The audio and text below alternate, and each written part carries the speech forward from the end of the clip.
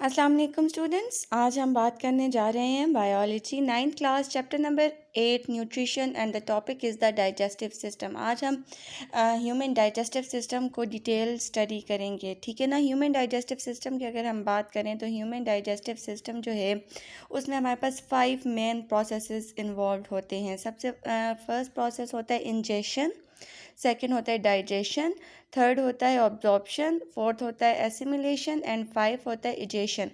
Ingestion जिस तरह से ह्यूमंस का जो मोड ऑफ न्यूट्रिशन है वो इंजेस्टिव मोड ऑफ न्यूट्रिशन है। मींस ह्यूमंस जो हैं वो सबसे पहले फूड को सेलेक्ट करते हैं, उसके बाद माउथ के ज़रिए उसे इंजेस्ट करते हैं, ठीक है। उसके बाद डाइजेशन का प्रोसेस स्टमक में होता है जब ब्रेक डाउन होती है फूड की, और फिर एब्जॉर्प्शन का प्रोसेस होता है जो वो फूड को एब्जॉर्ब कर लिया जाता है। जैसे ऐसे स्मॉल इंटेस्टाइन जो है वो एब्जॉर्प्शन ऑफ फूड में इन्वॉल्व होता है, ठीक है ना। अच्छा, इसके अलावा उसके बाद फोर्थ स्टेप जो है एसिमिलेशन होता है। अब यहाँ पे हमारी बॉडी को कार्बोहाइड्रेट्स की भी ज़रूरत है, प्रोटीन्स की भी ज़रूरत है। तो क्योंकि ब्रेक डाउन हो चुका होता है प्रोटीन्स का भी और कार्बोहाइड्रेट्स का भी, तो फिर दोबारा से वो जो कंपोनेंट्स होते हैं वो एग्जाम्बल होते हैं और एग्जाम्बल होके अमाइनो एसिड प्रोटीन्स बना लेते हैं, और इसी तरह से वो मॉलिक्यूल जो वो कंपाउंड जो बॉडी के लिए रिक्वायर्ड हैं वो दोबारा से एग्जाम्बल हो जाते हैं। इस प्रोसेस को एसिमिलेशन कहा जाता है, ठीक है। और लास्ट एपिजेशन होता है, जो वेस्ट प्रोडक्ट होता है बॉडी का वो बॉडी से रिमूव हो जाता है। इस प्रोसेस को इजेशन कहा जाता है। अब इसमें हमारे पास 6 जो हैं वो पार्ट्स इन्वॉल्व होते हैं। ओरल कैविटी, फेरिंग्स, ओसोफेगस,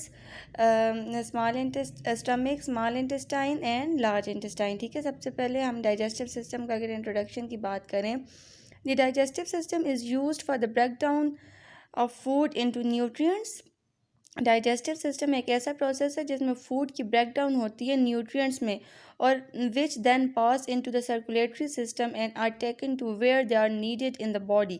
यहाँ पे क्या होता है कि वो वाले जो न्यूट्रिएंट्स जो ब्रेकडाउन होते हैं, डाइजेस्टिव सिस्टम जो उन्हें ब्रेकडाउन करता है उसके रिजल्ट में वो न्यूट्रिएंट्स पास हो जाते हैं सर्कुलेटरी सिस्टम, मीन्स हमारे ब्लड में पास होते हैं, ठीक है।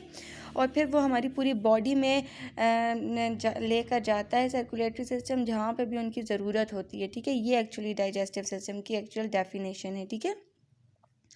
फर्स्ट पार्ट इसका ओरल कैविटी या माउथ है। माउथ की अगर हम बात करें तो माउथ जो है उस वो टीथ कंटेन करता है, सलाइवा कंटेन करता है, इसके अलावा टंग कंटेन करता है, ठीक है। Teeth mechanically break down food into small pieces. Teeth जो हैं वो टीथ में जो डाइजेशन का प्रोसेस होता है उसे मैकेनिकल डाइजेशन कहा जाता है, ठीक है। वो मैकेनिकली क्रश कर रहे होते हैं, ग्राइंड कर रहे होते हैं फूड को, बाइट कर रहे होते हैं। Tongue mixes food with saliva containing amylase which help break down starch. और जो टंग है वो फूड को मिक्स कर देती है सलाइवा। हमारे मुंह में जो वाटरिंग होती है ना, लिक्विड सा जो होता है, उस चीज़ को सलाइवा कहा जाता है। वो सलाइवा जो है वो माइलेज कंटेन करता है जो कि ब्रेक डाउन कर देता है स्टार्च को, ठीक है। Epiglottis is a flap like structure at the back of the throat that closes over the trachea preventing food from entering it. अब हमारे एक तरफ सांस की नाली होती है, एक तरफ खुराक की नाली होती है। सांस की नाली विंड पाइप को ट्रेकिया कहा जाता है, और खुराक की नाली को फूड पाइप जो ओसोफेगस कहा जाता है, ठीक है। अब फूड का जो है, अब ये दोनों जो ट्यूब्स हैं फेरिंग्स और जो दूसरी ओसोफेगस है, एट ए टाइम कभी भी ओपन नहीं हो सकती, क्योंकि फेरिंग्स जो है वो एयर पैसेजवे को क्लियर करती है। जिस वक्त अगर फूड गलती से फेरिंग्स में चली जाए तो वहाँ से ट्रेकिया में इंटर हो जाती है, और ट्रेकिया से फिर लंग्स में इंटर हो जाती है। वहाँ से फेफड़ों के अगर अंदर खुराक चली जाए तो फेफड़े हमारे डिस्टर्ब होते हैं, ठीक है ना। तो इस वजह से एपिग्लोटिस जो एक कवरिंग होती है, ठीक है, एक बॉटल का ढक्कन होता है। जिस वक्त फूड पास हो रही होती है तो वो जो ढक्कन है वो ट्रेकिया के ऊपर और लगा दिया जाता है, जिससे फूड वहाँ नहीं जाती। इसी तरह से जब सांस आ रही होती है तो ये वाला एपिग्लोटिस कवर बन जाता है एसोफेगस में, ठीक है ना। अगर हम इसी तरह से इसके हम पार्ट्स को फर्दर डिस्क्राइब करें तो टीथ जो हैं वो ग्राइंड करते हैं फूड को, स्लाइवरी ग्लैंड जो हैं वो स्लाइवा प्रोड्यूस करते हैं माउथ के अंदर, और टंग जो है वो पुश करती है फूड को, या आप कह लें स्वेलविंग में मदद देती है, निगलने में, फूड को निगलने में मदद देती है इनटू एसोफेगस में, ठीक है। Oesophagus is the food pipe. Teeth की अगर हम बात करें तो ह्यूमंस के अंदर 4 टाइप्स ऑफ टीथ प्रेजेंट है, incisors, canines, premolars and the molars. Incisors ये फ्रंट टीथ आ गया, कैनाइंस ये वाले टीथ आगे, ये pre molars and molars present होते हैं, ठीक है। अच्छा, फंक्शन ऑफ सलाइवा की अगर हम बात करें तो सलाइवा का एक्चुअली फंक्शन क्या होता है, it moistens food, it begins digestion, it adjust salt appetite and the flow of saliva help wash away pathogenic bacteria. Saliva जो है वो पैथोजेनिक बैक्टीरिया या जर्म्स वगैरह को ख़त्म करता है, डाइजेशन को स्टार्ट करने में मदद देता है, फूड को मॉइस्चन करता है, फूड को नम करता है, ठीक है। और इसके अलावा सलाइवा का फंक्शन जो होता है कि कोई भी टेस्टी चीज़ अगर आप देखते हैं तो आपके मुंह में पानी आ जाता है, ठीक है, तो वो भी सलाइवा की वजह से आता है। वो फीलिंग जो डेवलप होती हैं वो सलाइवा की वजह से आती हैं, ठीक है। अच्छा ये तो हमारे पास ओरल कैविटी। यहाँ पे फिर हम टंग की बात करते हैं। The tongue pushes food around until it form a ball called bolus. अब टंग जो है, टंग स्वेलमिंग में मदद देती है। अब ये फूड को पुश करती है और बॉल की फॉर्म बना देती है, जिस फॉर्म को बोलस कहा जाता है। फूड बॉल की फॉर्म में एसोफेगस के अंदर इंटर होता है, ठीक है। इस तरह से ये देखें, इस तरह से फूड बॉल की फॉर्म में एसोफेगस में इंटर होता है, ठीक है। The bolus is pass to the pharynx throat and the epiglottis makes sure the bolus passes into the esophagus and not down the windpipe। और यहाँ पे ये इस बात को इंश्योर करते हैं, ये जो फेरिंग्स होता है, एक्चुअली फेरिंग्स का फंक्शन जो होता है, फेरिंग्स हमारे नेक में प्रेजेंट होते हैं, ठीक है।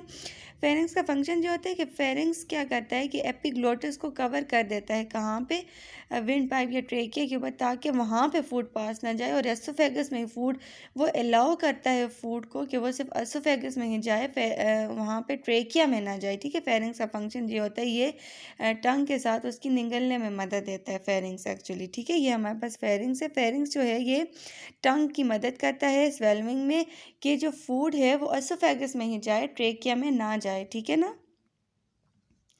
Oesophagus is the food pipe, ठीक है, the muscular tube through which food passes through the mouth to stomach. एक ऐसा पाइप या एक ऐसी ट्यूब होती है जिसके ज़रिए फूड पास होता है और फूड बोलस की फॉर्म में पास होता है, ठीक है।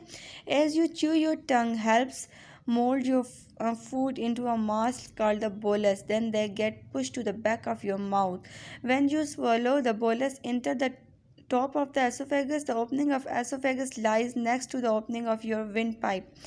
To prevent food from going down the wrong tube, the opening of your trachea is closed by epiglottis when you swallow. जैसे आप निगलना शुरू हो जाते हैं ना, आपका जो ट्रेकिया का एपिग्लोटिस है वो क्लोज हो जाता है। एपिग्लोटिस कवरिंग है, ठीक है, ये कवरिंग होती है, ये क्लोज हो जाता है और फूड जो है फिर एसोफेगस में ही जाता है।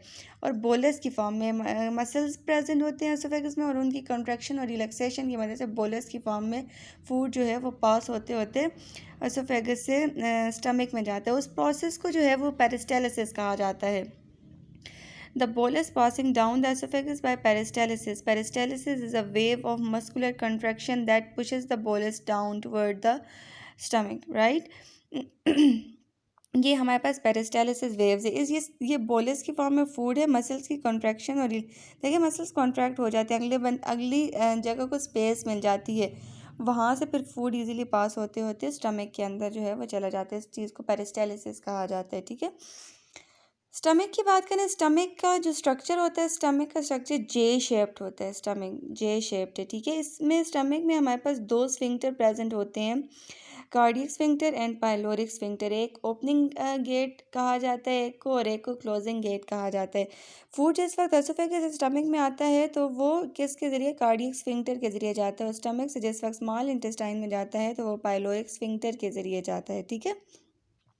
स्टमक के अंदर HCl प्रेजेंट होता है, पेप्सिन प्रेजेंट होता है। पेप्सिन जो है वो ब्रेक डाउन करता है प्रोटीन्स की, और HCl जो है वो हाईली एसिडिक इन नेचर है। पेप्सिन का pHP जो है वो 2 होता है, वो भी हाईली एसिडिक है, ठीक है। HCl का फंक्शन जो होता है कि HCl जो है ये जर्म वगैरह को, फूड के अंदर जो टॉक्सिन्स वगैरह हैं उनको ख़त्म करता है, ठीक है ना। अच्छा, the stomach has folds called and is a big muscular pouch which turns the bolus and mixes it with gastric juices, a mixture of stomach acid, mucus and enzyme। अब स्टमक के इनर वॉल में mucus होता है। Mucus stomach को protect कर रहा होता है, फ्रॉम उसकी इनर वॉल्स को प्रोटेक्शन प्रोवाइड कर रहा होता है, ठीक है ना। अच्छा, the acid kills off any invading bacteria or virus. Acid means HCl. The enzyme help break down proteins and the lipids, and the mucus protect the lining of the stomach from being eaten away by the acid. अब फिर यहाँ से stomach में food जिस वक्त break down होता है तो वो जो है पाइलोरिक स्फिंक्टर के ज़रिए पास हो जाता है कहाँ पे, स्मॉल इंटेस्टाइन। स्मॉल इंटेस्टाइन में हमारे पास 3 पार्ट्स होते हैं, ड्यूडिनम, ज्यूजिनम एंड इलियम, ठीक है। अब फूड कायम बन जाता है, इज़ नाउ कायम is now in a small intestine. अब कायम की फॉर्म में फूड होते हैं, बिल्कुल ग्राइंड हुआ हुआ, बिल्कुल ब्रेक डाउन हुआ हुआ, तो वो स्मॉल इंटेस्टाइन में आ जाता है। 90% ऑफ द एब्जॉर्प्शन हेयर आकर द लिवर एंड पेंक्रियाज, यहाँ पे अब एब्जॉर्प्शन का प्रोसेस होता है। The liver and the pancreas help the small intestine to minimize the absorption. The small intestine is broken down into 3 parts. Duodenum is where the majority of absorption take place. Duodenum में बहुत ज़्यादा absorption take place होती है, second part होता है। Duodenum में bile present होता है और बाइल फूड को एसिड से बेसिक बनाता है, ठीक है। जिस वक्त स्टमक से फूड आता है ना तो फूड जो है वो एसिडिक होता है, बाइल जो है वो फूड को बेसिक बनाता है और ड्यूडिनम में एब्जॉर्प्शन ऑफ द फूड होती है। Ileum is the most important part because ileum जो है, इलियम में the last portion of the small intestine is ileum. Ileum में हमारे पास ब्लड कैपिलरीज प्रेजेंट होती हैं, ठीक है। वो जो उनके अंदर विलस या विलाय प्रेजेंट्स होते हैं। अब वो क्या करते हैं, वो उनके अंदर ब्लड कैपिलरीज प्रेजेंट है, यहाँ से फूड ब्लड के अंदर मिक्स होता है और सर्कुलेटरी सिस्टम के ज़रिए हमारी पूरी बॉडी में पास होता है, ठीक है। और यहाँ से ब्लड को ऑक्सीजन भी मिलती है, फूड वगैरह मिलता है, जिससे हमें एनर्जी मिलती है, ठीक है। Bile produced in a liver stored in a gall bladder break down the fats, और बाइल फैट्स की ब्रेक डाउन में भी इन्वॉल्व होते हैं। Pancreas secretes a juices to reduce the acidity of the chyme. Bile contain bile acid which are critical for digestion and absorption of fats. Bile actually fats की break down कर रहे होते हैं, ठीक है। उसके बाद फूड जो है वो लार्ज इंटेस्टाइन में चला जाता है। Large intestine or colon is use to absorb water. अब यहाँ पे वाटर एब्जॉर्ब होता है from the waste material left over and to produce vitamin K and some B vitamin using the helpful bacteria that live here. और यहाँ पे फिर vitamins और minerals वगैरह स्टोर कर लिए जाते हैं और फिर जो आखिरी पोर्शन होता है रेक्टम, वहाँ पे जो वेस्ट होता है, फीसेस जो होती हैं वो स्टोर हो जाती हैं और फिर वो बाद में जो है वो बॉडी से एडजस्ट होती हैं, ठीक है ना। तो ये हमने डाइजेस्टिव सिस्टम के बारे में पढ़ा, जिसमें हमने उसके पार्ट्स के बारे में पढ़ा और पूरे डाइजेस्टिव सिस्टम के बारे में पढ़ा। Hopefully you understand it. Thank you.